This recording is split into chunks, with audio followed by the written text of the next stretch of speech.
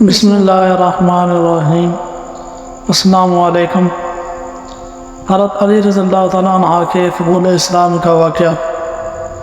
حضرت سید علی رضی اللہ تعالیٰ عنہ کے قبول اسلام کے بارے میں مروی ہے کہ حضرت علی رضی اللہ تعالیٰ عنہ چونکہ حضور نبی کریم صلی اللہ علیہ وسلم کی زیر سایہ پرورش پا رہے تھے، اس لیے آپ صلی اللہ علیہ وسلم نے جب حضور کریم صلی اللہ علیہ وسلم اور ام المومنین حضرت سید خدیجہ رضی اللہ تعالیٰ عنہ کو عبادت میں مصروف دیکھا تو حضور اکرم صلی اللہ علیہ وسلم سے دریافت کیا کہ آپ صلی اللہ علیہ وسلم یہ کیا کر رہے ہیں؟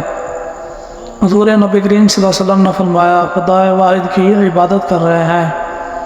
حضرت سید علی المرتضیٰ دریافت کیا کہ یہ کیسی عبادت ہے؟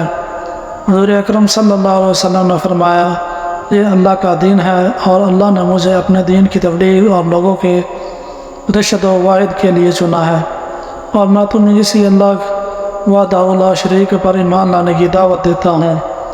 حضرت سید علی المرتضیٰ نے کہا جب حضور نبی کریم صلی اللہ علیہ وسلم کی بات سنی تو حیران ہو گئے اور پوچھا کہ میں نے پہلے کبھی اس دین کے بارے میں کچھ نہیں سنا، اس بارے میں فیصلہ کرنا مشکل نظر آتا ہے، اس لیے میں اس بارے میں اپنے والد سے مشورہ کرنا چاہتا ہوں۔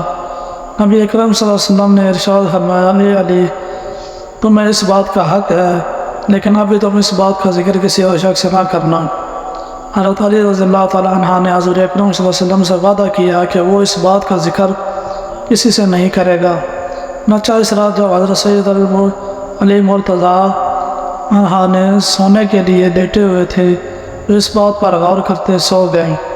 اللہ تبارک و تعالیٰ نے آپ کو قلب کو روشنی عطا فرمائی اور آپ رضی اللہ تعالیٰ عنہ نے اپنے والد سے مشورہ کیے بغیر اگلے روز حضرت محمد صلی اللہ علیہ وسلم خدمت اقدس میں حاضر ہو کر ان سے عرض کی کہ مجھے دار اسلام میں داخل فرما دے۔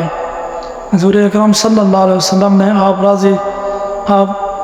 رضی اللہ تعالیٰ عنہ کو کلمہ توحید پڑھایا اور آپ کو دار اسلام میں داخل کر لیا۔